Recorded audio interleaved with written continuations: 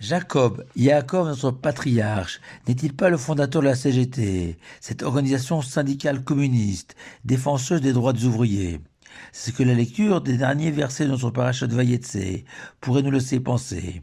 En effet, à son patron médusé, Lavan, qui était aussi son beau-père, après des années de labeur, Yaakov va lui tenir un discours violent. Cela fait maintenant 20 ans que j'ai travaillé pour toi, en tant que berger. Le jour, la chaleur torride me brûlait, et la nuit, le froid m'envahissait. Chaque fois qu'une bête disparaissait ou mourait, quelle qu'en soit la cause, je la remplaçais avec mes propres deniers.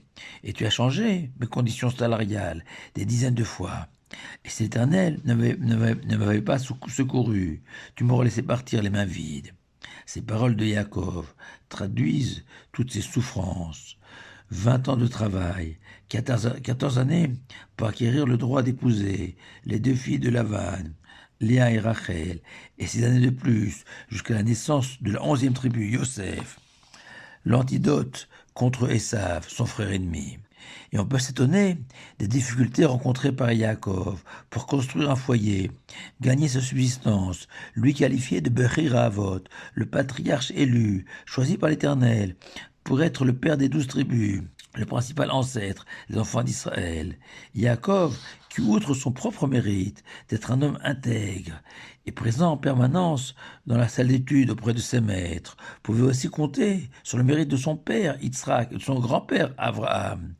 Alors que ces deux derniers, Abraham et Yitzhak, se sont mariés aisément et se sont considérablement enrichis sans être obligés de travailler dans des conditions inhumaines connues par Yaakov. Dans une première explication kabbalistique, le Zohar voit dans ce travail si pénible de Yaakov le rachat, la capara du péché originel de Adam, le premier homme de l'histoire, Adam Arishon, accusé d'avoir été une forme de meurtrier qui, par sa faute, a provoqué la mort dans le monde, alors que dans le projet divin, l'homme aurait dû être immortel. Et qu'en s'exilant, loin de chez lui, Yaakov a subi la sentence infligée, prévue par la Torah, à un assassin qui a donné la mort sans intention, sans préméditation, et qui devait déménager dans les villes de refuge et y travailler pour payer son loyer aux Lévi'im, propriétaires des villes de refuge. Mais il est possible de proposer une deuxième explication en se souvenant du principe énoncé par nos sages, Maaseh Avot Siman Lebanim, que la Torah détaille l'histoire de nos patriarches pour servir d'inspiration et de modèle pour les descendants que nous sommes, nous le peuple juif. Et la Torah s'attarde longuement sur l'histoire de Yaakov, beaucoup plus que sur celle de Abraham et de Yitzhak, car de par notre ascendance, notre proximité familiale, notre éducation, nous pouvons nous identifier beaucoup plus facilement à Yaakov plutôt qu'à Abraham et Yitzhak, et que Yaakov, à travers son exemple personnel, ses difficultés à se marier et à gagner sa subsistance, nous a ouvert la voie et a démontré qu'on pouvait rester Yaakov, un homme intègre, droit, généreux, aimant sa famille et son prochain, confiant en Dieu, dans l'adversité, dans la vraie vie, et pas seulement dans un monde irréel, imaginaire, qui existe seulement dans les romans à l'eau de rose pour les plus anciens d'entre nous, ou dans les stories des influenceurs pour les plus jeunes. Yaakov nous démontre qu'on peut rester 100% honnête, même si on se retrouve confronté à un employeur aussi moisi, fourbe et menteur que Lavan. Et c'est aussi la raison pour laquelle la Torah détaille très longuement la manière dont Yaakov a été rémunéré, sans l'ombre de la moindre malhonnêteté ou entourloupe.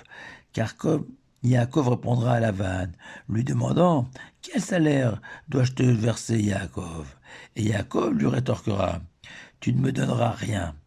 Et c'est de manière improbable et quasi miraculeuse que les troupeaux de Lavan engendreront des animaux destinés à Yaakov, mais avec la particularité que ces nouveau-nés ne ressemblaient absolument pas à leurs géniteurs, preuve qu'ils ont été engendrés que pour rémunérer Yaakov, et souligner que la parnassa, la subsistance, n'est ni le fruit de notre travail ou la récompense d'un patron, mais descend directement du ciel, Parnas Amen Shamayim en hébreu.